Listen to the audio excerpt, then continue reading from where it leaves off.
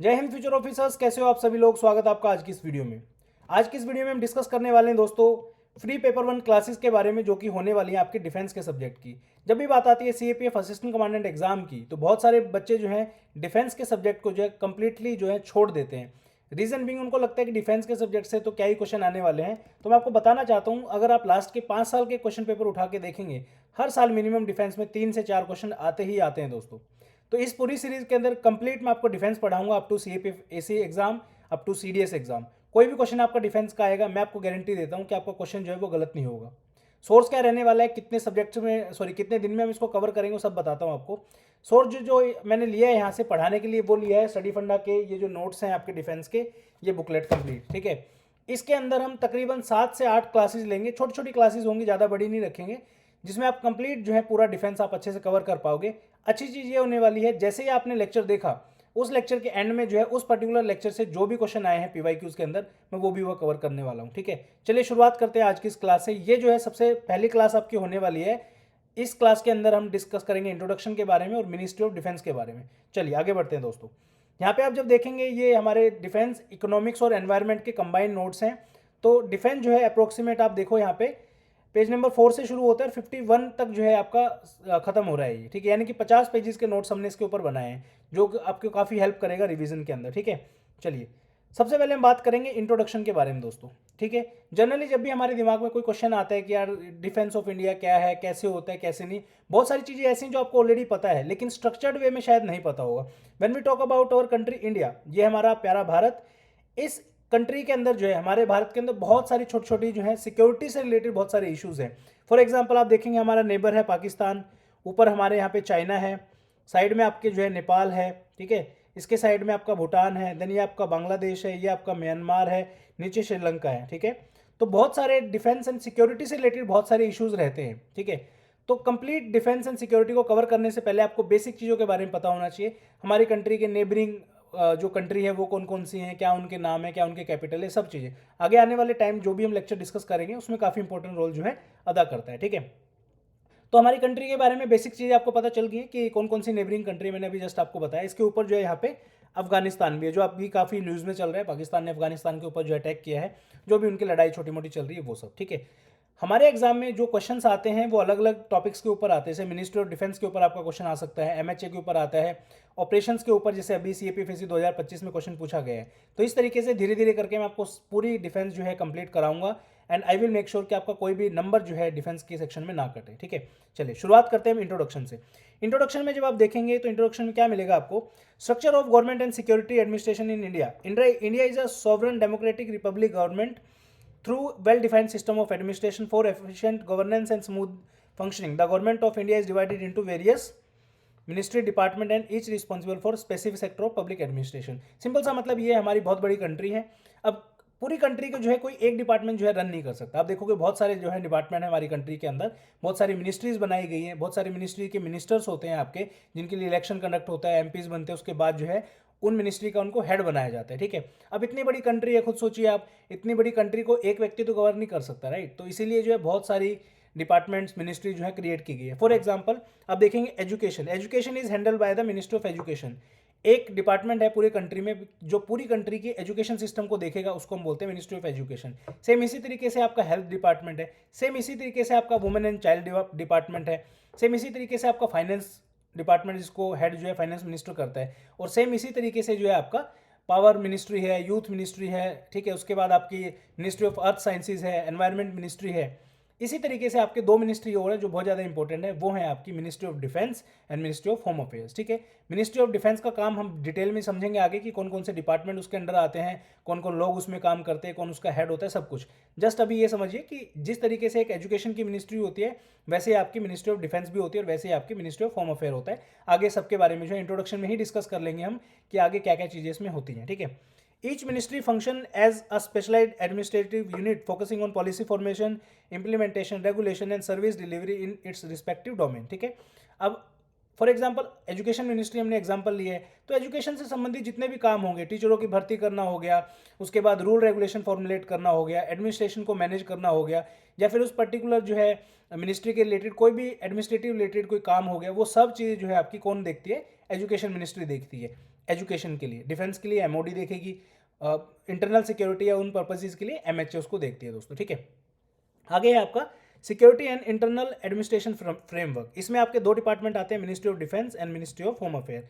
Ministry of defence जो है वो रिस्पॉन्सिबल है आपका external security and defence of a nation, यानी कि देश को बाहर की जो ताकतें हैं उनसे प्रोटेक्ट करने का काम, और राष्ट्रीय सुरक्षा का जो काम करती है वो करती है मिनिस्ट्री ऑफ डिफेंस, जिसके अंदर आपके आगे चल के आप पढ़ेंगे इंडियन आर्मी, एयरफोर्स, नेवी और ये सब जो है आते हैं दोस्तों, ठीक है। इसके दूसरा डिपार्टमेंट है वो है आपका ministry of home affair. Ministry of home affair का क्या काम होता है, इंटरनल सिक्योरिटी के इश्यूज को देखना, पब्लिक ऑर्डर को मेंटेन करना, इंटरनल एडमिनिस्ट्रेशन को चेक करना, बॉर्डर मैनेजमेंट से रिलेटेड जो भी इश्यूज आपके होते हैं उन सब की देखभाल करना। तो ये काम होता है आपका एमएचए का, ठीक है। अब these two ministry together form the backbone of the India security architecture, यानी कि ये जो दो मिनिस्ट्री हैं पूरे कंट्री का जो है सिक्योरिटी रिलेटेड जो भी चीज़ें होती है, चाहे वो एक्सटर्नल हो चाहे वो इंटरनल हो, ये दो मिनिस्ट्री के ऊपर जो है उसकी जिम्मेवारी आपकी आती है दोस्तों, ठीक है। तो सबसे पहले हम ब्रीफ में बिल्कुल छोटे से उसमें जानेंगे कि एमओडी एक्चुअली में है क्या, क्या उसका स्ट्रक्चर है, क्या क्या चीज़ें उसमें आती हैं, ठीक है। Ministry of defence is responsible for the protecting country from external aggression and threat, maintaining the sovereignty and territorial integrity of India and managing the arm forces, ठीक है। मिनिस्ट्री ऑफ डिफेंस का क्या काम होता है, मिनिस्ट्री ऑफ डिफेंस जो है responsible है कंट्री को प्रोटेक्ट करना, बाहर की ताकतों से, कोई बाहर का फॉरेन कंट्री से पाकिस्तान है अगर इंडिया के ऊपर अटैक करता है तो फर्स्ट रिस्पॉन्डर के तौर पे जो है हमारा मिनिस्ट्री ऑफ डिफेंस खड़ा रहता है कि आओ हम तुम्हें देख लेंगे, ठीक है। उसके बाद सोवरेनिटी मेंटेन करना, टेरिटोरियल इंटीग्रिटी जो इंडिया की जो लैंड बाउंड्री है उसको प्रोटेक्ट करना, और हमारी जितनी भी आर्म फोर्सेज है उनको मैनेज करना, उनके सैलरीज वगैरह जो भी एक्सवाइजेड चीज़ें, उनके एक्सपेंसेज, उनकी फैसिलिटी वगैरह सब कुछ, वो सब काम जो है आपका मिनिस्ट्री ऑफ डिफेंस देखता है, ठीक है। उसके बाद जो है ministry of defence control the following major organisation. Ministry of defence के अंदर कौन कौन सी मेजर ऑर्गेनाइजेशंस आती हैं, वो आती है आपकी इंडियन आर्मी जो लैंड बेस्ड मिलिट्री फोर्स है आपकी, देन है इंडियन नेवी जो मैरीटाइम फोर्स है, जो कि यानी कि हमारी जो कोस्टल जो बाउंड्रीज हैं, जो कोस्टल आपका जो समुंदर है उसकी रक्षा करता है पानी से, और तीसरा है आपका हवा से, हवा में इंडियन एयरफोर्स है जो आपकी कंट्री के पूरा जो है एरियल ऑपरेशंस को देखता है और वो सब चीज़ें करता है, ठीक है। अदर ऑर्गेनाइजेशन भी है मिनिस्ट्री ऑफ डिफेंस के अंदर जो आपको पता होना चाहिए, वो है आपकी जैसे इंडियन कोस्ट गार्ड है, ये भी आपका मिनिस्ट्री ऑफ डिफेंस के अंदर आता है। ये क्या करती है, मैरीटाइम लॉ एनफोर्समेंट और कोस्टल सिक्योरिटी की जो है आपकी देखभाल करता है, यानी कि पूरे समुद्र में आप बहुत ज़्यादा डीप में जब कंट्री के समुद्र में जाओगे 100 200 300 किलोमीटर तक, तो जो आपको नेवी देखने को मिलेगी कोस्टल बाउंड्रीज के ऊपर जो है आपका इंडियन कोस्ट गार्ड जो है इसको देखती है। देन आपका आता है बीआरओ। बीआरओ होता है आपका बॉर्डर और ऑर्गेनाइजेशन। इसका काम क्या होता है, कंस्ट्रक्ट करती है और मेंटेन करती है स्ट्रेटेजिक इंपॉर्टेंस के जो रोड्स होते हैं हमारे उनको। फॉर एग्जांपल लद्दाख जो है चाइना से जुड़ा हुआ है, चाइना जुड़ा होने से बॉर्डर टच करता है चाइना को, तो वहाँ पे जो जितनी भी लोकेशंस आपकी काफ़ी स्ट्रेटेजिक लोकेशंस है, उन सब लोकेशंस को मैनेज करना, रोड का कंस्ट्रक्शन करना, उसको मेंटेन करना, ये सब काम आपके बीआरओ के होते हैं। देन आपका एक वर्ड आता है एनसीसी। आपने कॉलेजेस में ज्वाइन किया होगा, बहुत सारे बच्चों ने एनसीसी के बारे में सुना होगा, ठीक है। ये यूथ ऑर्गेनाइजेशन है, मिलिट्री ट्रेनिंग और डिसिप्लिन को मेंटेन करती है। देन होता है आपका territorial army, part time voluntary military जो है फोर्स है आपकी। देन डीआरडीओ का आपने नाम सुना होगा, defence research and development organisation. इसका काम क्या होता है, डिफेंस से रिलेटेड जितनी भी रिसर्च और टेक्नोलॉजी होती है, अपग्रेड करना, कोई बहुत सारी चीज़ों को जो है मैन्युफैक्चर करना, वो सब जो है आपका डीआरडीओ करता है। देन होता है आपका ordinance factory board, defence PSU, defence manufacturing sector, ठीक है। अब डिफेंस से रिलेटेड ही बहुत सारी कंपनीज होती हैं, गवर्नमेंट की बहुत सारी कंपनी है, जैसे एचएएल है आपका, ठीक है, वो जो है जहाज वगैरह बनाने का काम करता है, इस तरीके से होती है आपकी, ठीक है। इसके अलावा भी बहुत सारी पीएसयूज हैं जो काफ़ी सारी चीज़ें जो है डिफेंस के लिए मैन्युफैक्चर करती हैं, ठीक है। तो मिनिस्ट्री ऑफ डिफेंस दस deals primarily with the external security and the military preparedness, ठीक है। यानी कि मिनिस्ट्री ऑफ डिफेंस उसका काम क्या है, प्राइमरीली काम क्या है कि एक्सटर्नल सिक्योरिटी या थ्रेट से कंट्री को प्रोटेक्ट करना और मिलिट्री से रिलेटेड जो भी वर्क होते हैं उनको देखना, ठीक है। देन आता है आपका MHA. MHA is very very important दोस्तों, क्योंकि जिस एग्जाम की आप प्रिपरेशन कर रहे हो, CAPF assistant commandant exam comes under ministry of home affairs, ठीक है। Ministry of home affair responsible for the internal security, law and order, border management, counter insurgency, disaster management and internal intelligence, ठीक है। तो ये जितने भी keyword आप देख रहे हो, ये सारे का सारा काम जो है आपका एमएचए का होता है, ठीक है। एमएचए के अंदर ही बहुत सारी सीएपीएफ की फोर्सेज हैं आपकी, और बहुत सारी पुलिस ऑर्गेनाइजेशन भी जो है काम करती हैं दोस्तों, ठीक है। अलग अलग डिपार्टमेंट और एजेंसीज हैं जिनका काम क्या होता है, सिक्योरिटी प्रोवाइड करते हैं मिनिस्टर्स को, ठीक है। This two ministries function several specialise department agency forces which form the operation machinery of India security system, ठीक है। तो अलग अलग डिपार्टमेंट और ये जितनी भी चीज़ें हैं आपकी, इनके बारे में हम लेटर ऑन डिस्कस करेंगे। अभी इंट्रोडक्शन में हम सिर्फ ये देख रहे हैं कि कौन कौन सी मिनिस्ट्री या डिपार्टमेंट जो है आपके होम अफेयर के अंडर आते हैं। ठीक है, सबसे पहले बात करेंगे CAPF की, जो कि MHA के अंडर आती है। 5 CAPF फोर्सेज है आपकी। इनको 2000 पहले से जो है पैरामिलिट्री फोर्सेज बोला जाता था, बट 2011 में जो है इनका नोमेनक्लेचर और नाम वगैरह बदल के अब प्योरली जो है 5 ये CPF फोर्स आपकी हो गई है। पहला है आपका border security force, central reserve police force, CISF, ITBP and SSB। ठीक है, देन आपके आती है सेंट्रल पुलिस ऑर्गेनाइजेशन, यानी कि ऐसी ऑर्गेनाइजेशन जो आपके MHA के अंडर आती है और अलग अलग पर्पज के लिए जो है बनाई गई है। For example central bureau of investigation, this organisation works under MHA। Then आती है आपकी इंटेलिजेंस ब्यूरो, इंटेलिजेंस गैदरिंग का जो है काम इंटेलिजेंस ब्यूरो करती है। NIA का जो गठन किया गया था, नेशनल इन्वेस्टिगेशन एजेंसी, तो टेररिस्ट जो अटैक्स होते हैं उनसे रिलेटेड जो भी आपका इन्वेस्टिगेशन होता है उससे रिलेटेड जो है आपका काम ये देखती है। देन आपका आता है नेशनल क्राइम रिकॉर्ड ब्यूरो, ये क्राइम रिलेटेड जितना भी डाटा मेंटेन करना होता है ये ऑर्गेनाइजेशन उसको करती है। देन आपका इंटेलिजेंस एंड इन्वेस्टिगेशन से रिलेटेड एजेंसी कौन कौन सी हैं, जैसे RANW है, रिसर्च एंड एनालिसिस विंग है आपका, डायरेक्टरेट ऑफ रेवेन्यू इंटेलिजेंस। ठीक है, रेवेन्यू रिलेटेड जितनी भी बड़ी बड़ी चीज़ें होती हैं वो सब जो है आपका DRI देखता है। देन आपने एनफोर्समेंट डायरेक्टर का नाम सुना होगा, ED CBI ये सब। ठीक है, तो ये वो एनफोर्समेंट डायरेक्टर है आपका जो मनी लॉन्ड्रिंग, हवाला, इन सब चीज़ों को देखता है। देन आपका आता है नार्कोटिक कंट्रोल ब्यूरो। ठीक है, आपने काफ़ी सारी मूवीज़ में देखा होगा पुलिस ड्रग वालों को पकड़ लेती है, तो उन सबको जो है नार्कोटिक कंट्रोल ब्यूरो जो है अपने एक्ट के थ्रू गवर्न करता है। ठीक है, देन आपकी पैरामिलिट्री और स्पेशल फोर्सेज है, जैसे आपका असम राइफल्स होगी, देन आपका NSG है, देन आपका स्पेशल फ्रंटियर फोर्स है। कमेंट सेक्शन में आप कमेंट करके बताइए what is the basic difference between paramilitary, military and CAPF। जो भी बच्चा इसका आंसर देगा I will give the heart to that boy और गर्ल। ओके, चलिए आगे बढ़ते हैं। ये आपका इंट्रोडक्शन हुआ। उम्मीद करता हूँ कि आपको इतना समझ में आया होगा कि MOD का क्या काम होता है, MHA का क्या काम होता है, और बहुत सारे लोगों को नया भी सीखने को मिला होगा कि MHA के अंदर क्या क्या चीज़ें आती है और MOD के अंदर क्या क्या चीज़ें आती है। ठीक है, अब हम अपना सबसे पहला जो लेक्चर है, यानी कि इंट्रोडक्शन पहला था तो ये दूसरा हो गया आपका,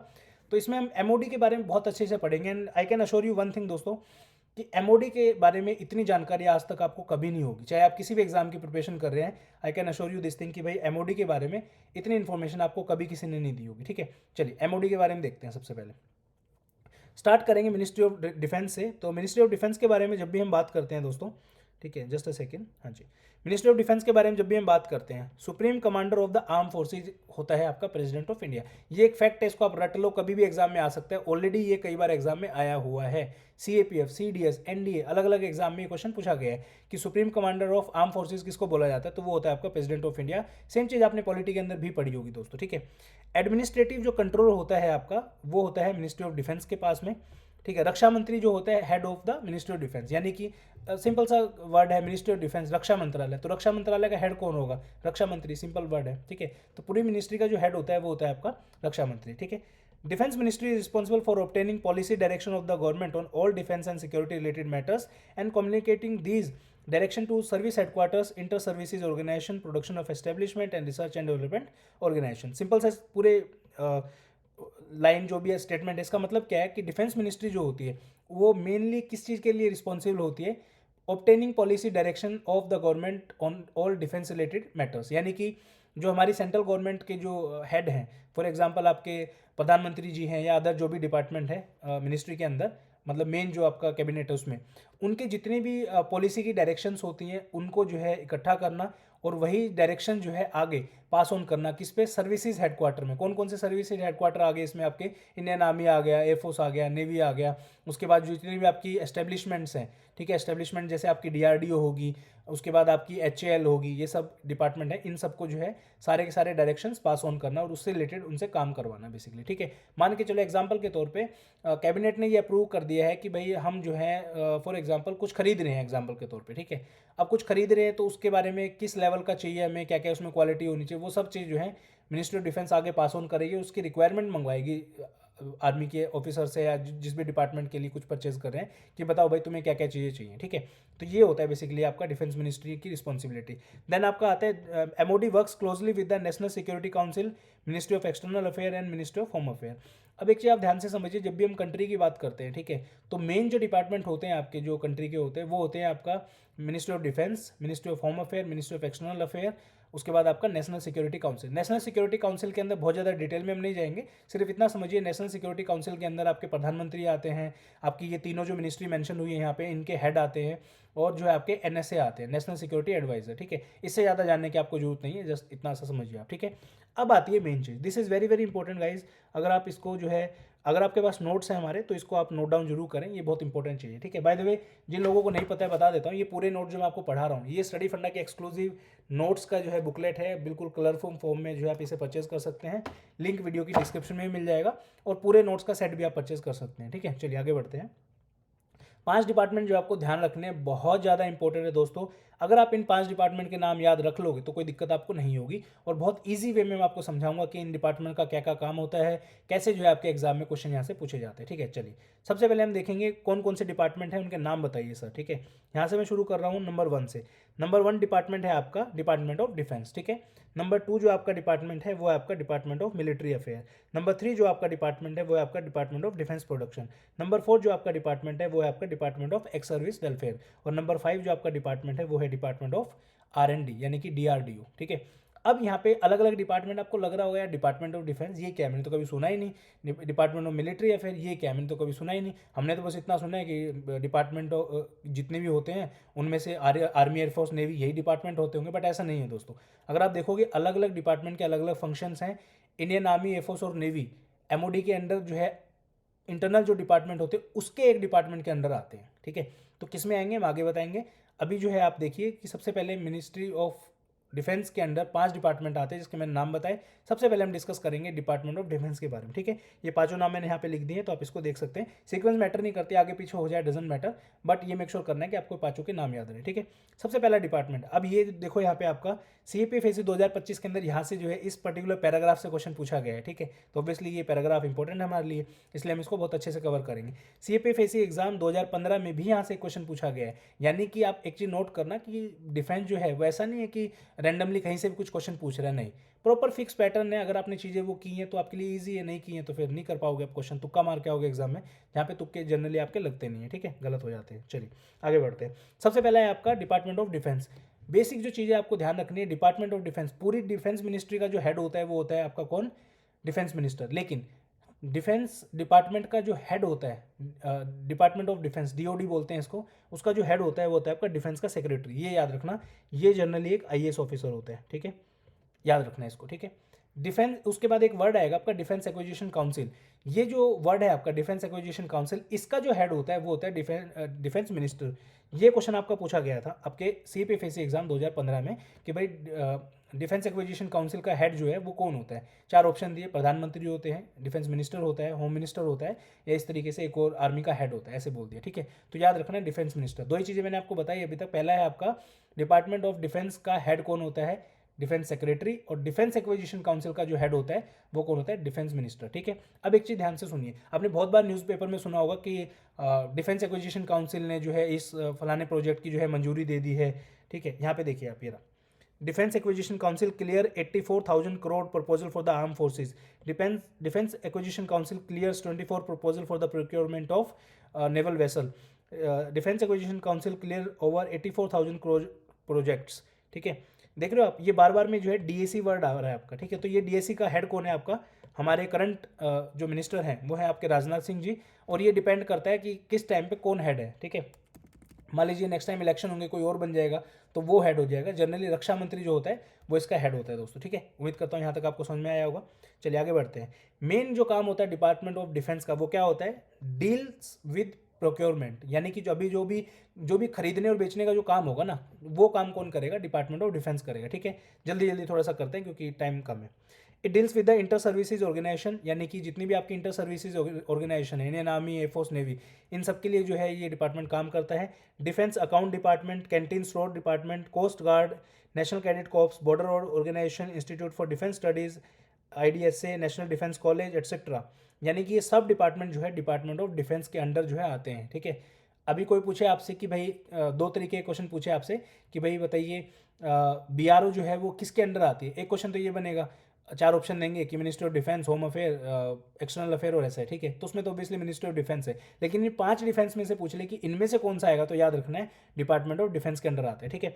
उसके बाद जो है it is responsible for the defence budget, defence acquisition, defence lands, cantonment, matter relating to parliament and defence cooperation with the foreign countries, ठीक है। यानी कि डिपार्टमेंट ऑफ डिफेंस जो है किस चीज़ से रिलेटेड है और क्या काम करता है, डिफेंस के बजट से रिलेटेड जितनी भी चीज़ें होंगी आपकी वो डिपार्टमेंट ऑफ डिफेंस संभालेगा।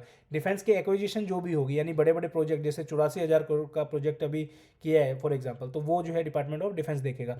डिफेंस की लैंड और कंटोनमेंट का जितना भी मैनेजमेंट होता है, क्योंकि आपको पता है डिफेंस की बहुत सारी लैंड होती है, उन सब का रेखा जोखा करना जो है वो डिपार्टमेंट ऑफ डिफेंस का काम होता है। मैटर रिलेटेड टू पार्लियामेंट, यानी कि पार्लियामेंट के अंदर जो भी मैटर होते हैं आपके डिपार्टमेंट ऑफ डिफेंस और मिनिस्ट्री ऑफ डिफेंस के रिलेटेड, वो सब जो है डीओडी देखता है। और डिफेंस की corporation with the foreign country का कोई डेलीगेट आ रहा है, जो भी इस तरीके की जो हमारे संबंध हैं दूसरी कंट्री के साथ, वो भी जो है आपका डिपार्टमेंट ऑफ डिफेंस देखेगा। ठीक है, चलिए नेक्स्ट आ जाइए आप।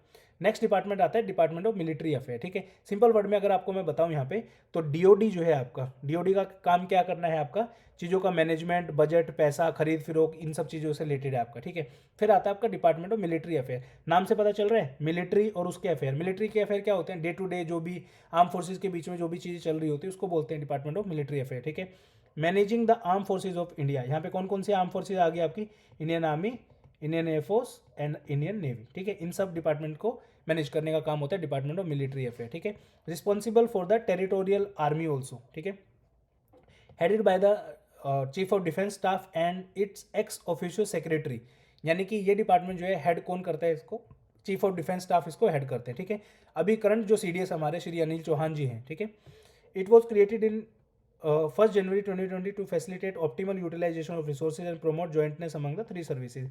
यानी कि ये जो डिपार्टमेंट है, डिपार्टमेंट ऑफ मिलिट्री अफेयर, इसको सॉरी सीडीएस का जो पोस्ट है, इस पोस्ट को जो है 1 जनवरी 2020 को जो है क्रिएट किया गया है। ठीक है, procurement exclusive to the services except capital acquisition as per the prevalent rule and procedures. ये चीज़, ये वर्ड जो है बहुत इंपॉर्टेंट है, ध्यान से आपको देखना है क्या वर्ड है, procurement exclusive to the services except capital acquisitions. ठीक है, छोटे मोटे परचेज करना है, फॉर एग्जांपल आपको जो है जवानों के लिए वर्दी सिलवानी है। ठीक है, तो वर्दी सिलवानी है, खाने का कुछ मैनेजमेंट करना है, जूते उनको देने हैं, कुछ भी छोटे मोटे जो भी खर्चे होंगे वो सब जो है आपका डिपार्टमेंट ऑफ मिलिट्री अफेयर देखेगा। और बड़े कैपिटल एक्विजिशन जो होंगे वो कौन देखेगा, आपका डीएसी। ठीक है, डिफेंस एक्विजिशन काउंसिल, जो कि आती है डिपार्टमेंट ऑफ डिफेंस के अंदर। ठीक है, उम्मीद करता हूँ आपको समझ में आया होगा। नेक्स्ट आ जाइए, डिपार्टमेंट ऑफ डिफेंस प्रोडक्शन। नाम से पता चल रहा है डिफेंस से रिलेटेड जो भी प्रोडक्शन आपका होगा वो जो है आपका डिपार्टमेंट ऑफ डिफेंस प्रोडक्शन के अंदर आएगा। Headed by defence production secretary, again IAS officer. The department was set up in 1962 November. ठीक है, आफ्टर इंडो चाइना वॉर जो है ये डिपार्टमेंट एस्टेब्लिश किया गया था।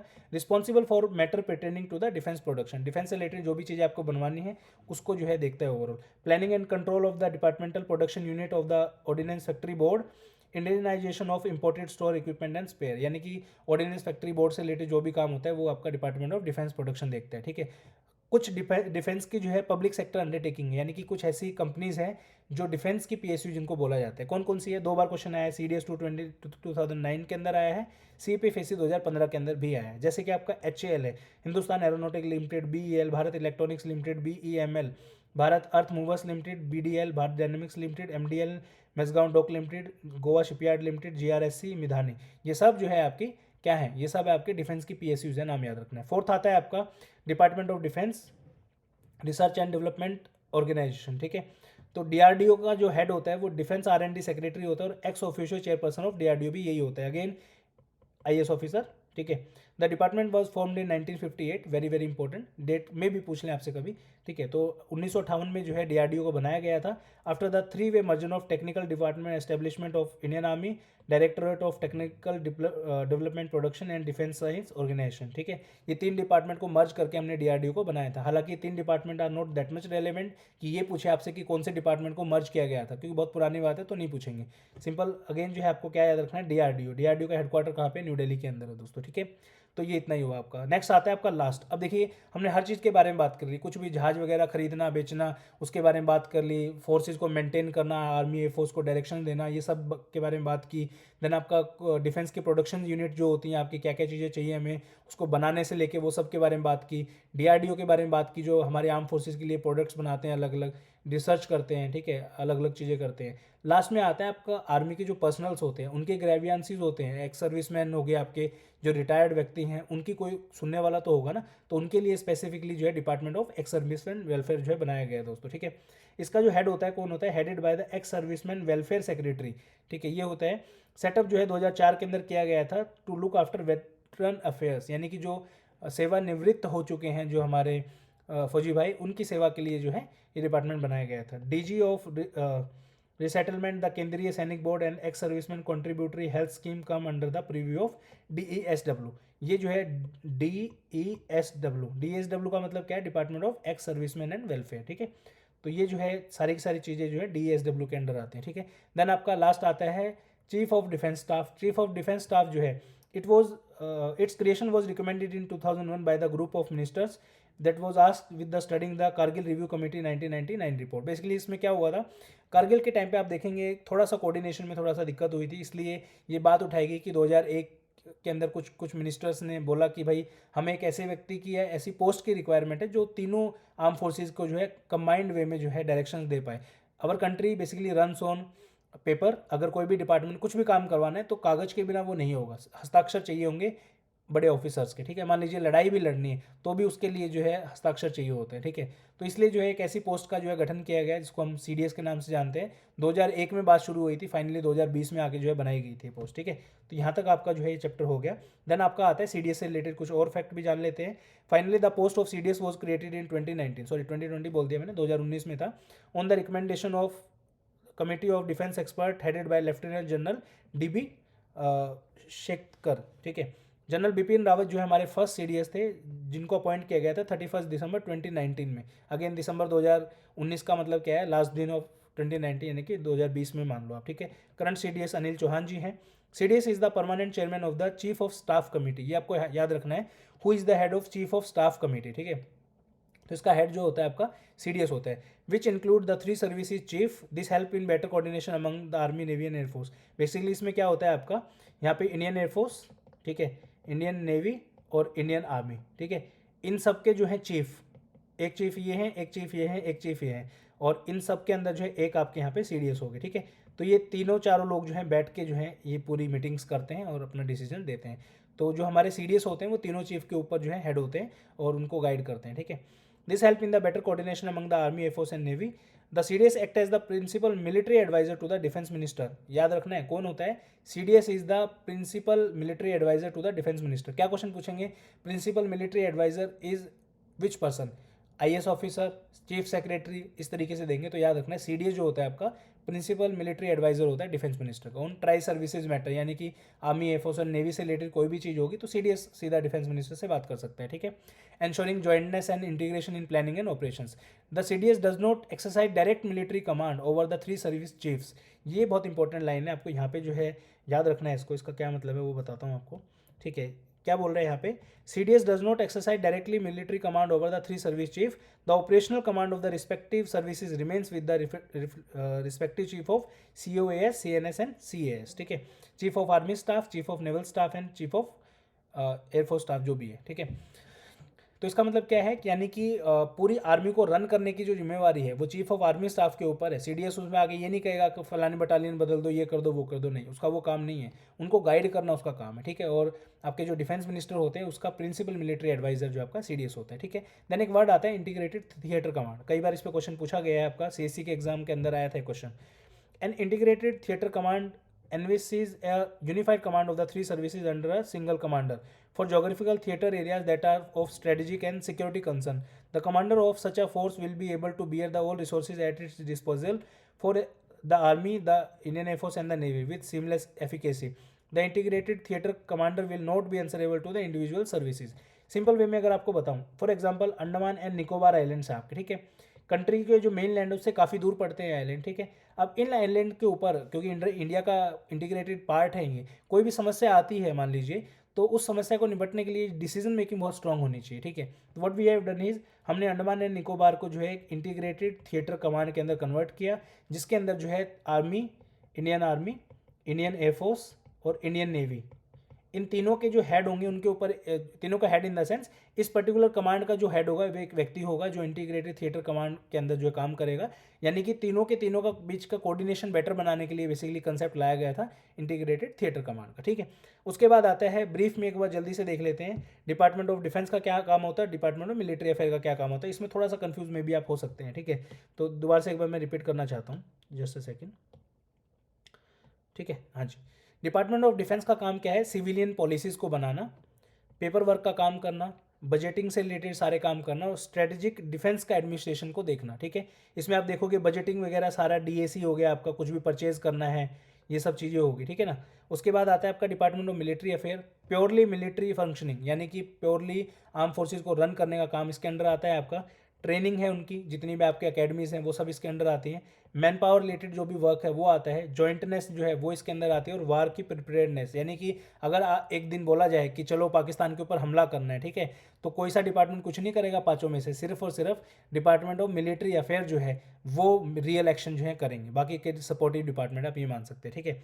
नेक्स्ट में जो है लास्ट में एक वर्ड आता है cabinet committee on security. This is again very very very very very important word आप मान सकते हो। All proposal for the acquisition of weapon system involving capital expenditure of more than 1000 crore require the approval of the cabinet committee on security, ठीक है। CCS इसको in short में बोला जाता है। इसका भी आपने दिखाता हूँ मैं आपको, काफ़ी बार आपने नाम सुना होगा CCS का। ये देखिए, CCS clears deal for the 2 indigenous nuclear attack submarine 5th generation fighter jet project get cabinet committee approval। PM Modi chairs cabinet committee on security, cabinet committee on security, ठीक है। तो CCS के जो हेड होते हैं वो कौन होते हैं? Prime minister of India. याद रखना है, यहीं पे फंसाएगा यूपीएससी कभी ना कभी। यूपीएससी क्या बोलेगा? CCS का जो हेड होता है वो डिफेंस मिनिस्टर होता है। CCS का जो हेड होता है प्रेसिडेंट ऑफ इंडिया होता है। CCS का जो हेड होता है आपका CDS होता है। तो याद रखना है PM of India is the head of CCS, ठीक है, cabinet committee on security. Okay, चलिए आगे चलते हैं। हाँ जी, कैबिनेट कमेटी ऑन सिक्योरिटी के बारे में अगर आप देखेंगे तो टाइप क्या है? कैबिनेट लेवल कमेटी है, यानी कि जो मेन डिपार्टमेंट आते हैं आपके, बड़े मिनिस्ट्रीज जो आती है उसके बंदे जो है इसमें बैठते हैं, ठीक है। CCS में जनरली कौन कौन बैठता है? आपका प्राइम मिनिस्टर हो गया, आपके डिफेंस मिनिस्टर हो गया आपके, ठीक है। MHA के जो हेड हैं वो हो गया आपके अमित शाह जी हो गए, और आपका जो ये क्या नाम है फाइनेंस मिनिस्टर हो गए जनरली। तो ये सब लोग जो हैं आपके कैबिनेट कमेटी ऑन सिक्योरिटी के ऊपर बैठते हैं, ठीक है। चेयरपर्सन PM ऑफ इंडिया है। मेंबर्स यूजुअली इंक्लूड, लिखा है देखिए, defence minister, home minister, finance minister, external affair ministers. Okay, function क्या क्या होते हैं CCS के?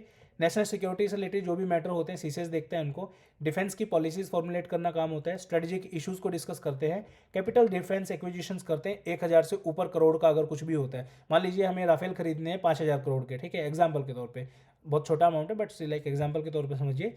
तो 1000 करोड़ से ऊपर की जो चीज़ें होंगी वो सब खरीदने के लिए जो है हमें किसके पास जाना पड़ेगा? CCS के पास जाना पड़ेगा, ठीक है। डिप्लॉयमेंट ऑफ आर्म फोर्सेज, किसी पर्टिकुलर जगह जो आर्म फोर्सेज का डिप्लॉयमेंट कराना है तो आपको CCS का वो लगेगा। और इंटेलिजेंस से रिलेटेड जो भी मैटर्स होते हैं वो CCS आपका देखता है। एग्जाम्पल के तौर पर आप देखिए, राफेल फाइटर जेट्स हैं, S-400 मिसाइल सिस्टम है, एयरक्राफ्ट करियर्स है आपका INS विक्रांत वगैरह, सबमरीन है, अपाचे और चिनूक हेलीकॉप्टर्स हैं, ये सब जो है आपके कौन अप्रूव करता है? इनको CCS अप्रूव करता है। अब बात आएगी कि सर ये तो चलो बड़ी बात है, 1000 करोड़ से ऊपर की चीज़ों को जो है कौन करेगा? CCS अप्रूव करेगा। लेकिन उससे अगर छोटे प्रोजेक्ट हो, अब CCS है ना बहुत इंपॉर्टेंट जो है वो है बेसिकली एक कमेटी है। अब इतनी बड़ी कमेटी डेली नहीं बैठा सकते, तो छोटे मोटे खर्चों के लिए अप टू 500 करोड़ के लिए कौन रिस्पॉन्सिबल है? डिफेंस मिनिस्टर जो है DAC के थ्रू जो है चीज़ें को करवा सकता है। अबव 500 करोड़ टू 1000 करोड़ जो है फाइनेंस मिनिस्टर की हेल्प लगेगी, अथॉरिटी जो है। और अबव 1000 करोड़ जो है आपका कैबिनेट कमेटी ऑन सिक्योरिटी, ये जो है आपका अप्रूवल देंगे बेसिकली, ठीक है। तो ये कंप्लीट चैप्टर हुआ आपका मिनिस्टर ऑफ डिफेंस के ऊपर। Now let's see some questions. बहुत मजा आएगा आपको क्वेश्चन सॉल्व करने में। आपका काम ये है कि वीडियो को पॉज करिए, हर क्वेश्चन का आंसर लिखिए, उसके बाद मैं आपको सबके आंसर भी जो है बता देता हूँ। पहला क्वेश्चन है, who is the supreme commander of arm forces? CDS 2 2015 के अंदर ये क्वेश्चन पूछा गया था। कमेंट सेक्शन में आंसर करो इसका क्या है। दूसरा क्वेश्चन है, who heads the defence acquisition council? Defence minister, defence secretary, chief of integrated defence staff, director general acquisition, ठीक है। ये आपका क्वेश्चन आया था CAPF 2015 के अंदर। नेक्स्ट CAPF 2015 में ही क्वेश्चन पूछा गया, BRO is under the administrative control of, ठीक है, minister of defence, minister of road transport and highway, prime minister's office, Indian army, ठीक है। नेक्स्ट है आपका question number 21, border road organisation comes under which of the following ministries of the government of India? अभी पहले देख लेते हैं, ये आपका सेम क्वेश्चन दोस्तों, ठीक है। अब एक चीज़ नोट करिए, क्वेश्चन सेम है। पूछा गया है कि BRO जो है कौन सी मिनिस्ट्री के अंडर जो है काम करती है। सेम यहाँ पे पूछा गया था किसके एडमिनिस्ट्रेटिव कंट्रोल में है। क्वेश्चन बिल्कुल सेम है, ठीक है। तो आंसर देख लेते हैं एक बार चार क्वेश्चन का। 41 का जो करेक्ट आंसर आएगा प्रेसिडेंट। सेकंड क्वेश्चन का जो आंसर आएगा, who heads the defence acquisition council? Again defence minister. BRO का works under minister of defence. And next BRO again ministry किस मिनिस्ट्री से रिलेटेड है? मिनिस्टर ऑफ डिफेंस है। Then आता है आपको क्वेश्चन नंबर 37, CAPF 2015 में GRSC, BDL, Midhani are acronyms of Defense Public Sector Undertaking, chemical used for making rocket, ammunition used in tank, communication satellite। तो इसका करेक्ट आंसर रहेगा A, defence public sector undertakings. Last question है आज का, वो है which of the following statement about the department of defence is not correct. ठीक है, इस क्वेश्चन का आंसर जो है आप कमेंट सेक्शन में आप खुद देंगे, मैं जो है इस क्वेश्चन का आंसर दूंगा। पहले आप अपना आंसर जो है यहाँ पे लिखिए तुरंत। ठीक है, पहला है आपका, it is headed by the defence secretary. If you remember मैंने बताया था department of defence is headed by defence secretary, जो कि एक IAS ऑफिसर होता है, और डिफेंस एक्विजिशन काउंसिल के हेड जो होते हैं आपके डिफेंस मिनिस्टर होते हैं। पहली स्टेटमेंट जो है बिल्कुल सही है। नेक्स्ट आपका deals with the defence policy and the planning. मैंने आपको बताया था प्लानिंग वगैरह जो पार्ट है, बजटिंग का जो पार्ट है, वो डिपार्टमेंट ऑफ डिफेंस करता है, ये भी सही है आपका। It facilitate the restructuring of military command for optimal utilisation of resources, इसको अभी होल्ड पे रखते हैं। It is responsible for the defence cooperation with the foreign countries. अगर आपको याद है मैंने लास्ट वर्ड में बताया था ये चीज़। ठीक है, जस्ट अ सेकेंड, यहाँ देखिए, the defence cooperation with the foreign countries. ठीक है, तो defence cooperation with foreign countries भी आपका डिपार्टमेंट ऑफ डिफेंस के अंदर ही होता है। ये स्टेटमेंट जो है ये आपकी गलत है। It facilitate the restructuring of military command for the optimal utilisation of resources, यानी कि रिस्ट्रक्चरिंग का मतलब क्या है कि बटालियन में कुछ लोगों को एक जगह से निकाल के दूसरी जगह भेजना, ये सारा काम तो खुद के डिपार्टमेंट करेंगे ना, जो आपका डिपार्टमेंट ऑफ मिलिट्री अफेयर वही करेगा, राइट। जैसे इंडियन आर्मी है, उसके अंदर कोई भी बदलाव करने हैं आपके छोटे मोटे, इधर उधर पोस्टिंग करनी है, वो सब चीज़ें कौन देखेगा? डिपार्टमेंट ऑफ मिलिट्री अफेयर देखेगा। उसके अंडर कौन देखेगा? स्पेसिफिक डिपार्टमेंट देखेगा, जैसे आपका इंडियन आर्मी, एयरफोर्स, नेवी है। ठीक है, तो इसका करेक्ट आंसर आएगा ऑप्शन सी। आज की वीडियो में दोस्तों इतना ही। उम्मीद करता हूँ वीडियो आपको अच्छी लगी होगी। प्लीज़ कमेंट करके जरूर बताइए, मुझे बहुत मेहनत लगी इस लेक्चर को प्रिपेयर करने में। और अगर आप चाहते हैं इसी तरीके से आप पढ़ना, सारी सीरीज में फ्री ऑफ कॉस्ट यूट्यूब पे कराऊंगा, चिंता करने की बिल्कुल आवश्यकता नहीं है। लेकिन रिवीजन के लिए आप बार बार वीडियोस देखेंगे तो आपकी चॉइस है। अगर आप चाहते हैं तो ये जो नोट्स है ये आप परचेज कर सकते हैं। तीनों जो है कंबाइंड अगर मैं बताऊँ आपको, ये कंप्लीट आपका इकोनॉमिक्स, डिफेंस एंड आपका एनवायरनमेंट, ये कंप्लीट जो है इसमें मैंने कवर किया है अप्रोक्सीमेट 152 पेजेस के अंदर। ठीक है, तीनों सब्जेक्ट। अगर आप चाहते हैं तो कंप्लीट नोट्स का बंडल भी ले सकते हैं, अगर आप चाहते हैं इंडिविजुअल बुकलेट लेना वो भी ले सकते हैं। ये सब परचेज करने के लिए 8743905050 ये हमारा व्हाट्सएप का नंबर है, इससे कॉन्टैक्ट करके आप ये ले सकते हैं। अगर फुल आपको चाहिए नोट्स का सेट पूरा, तो उसका लिंक जो है मैं वीडियो की डिस्क्रिप्शन में डाल रहा हूँ। ठीक है, वीडियो कैसे लगी प्लीज़ मुझे जरूर बताएं। और आपने टोटल कितने क्वेश्चन हुए यहाँ पे? 2, 2, 4 और 6 क्वेश्चन में से कितने क्वेश्चन आपके सही हैं? क्या आपको लेक्चर देख के मजा आया? क्या हमें सीरीज कंटिन्यू करनी चाहिए? Please do let me know. Thank you so much. जय Hind, Vande Mataram, love you all.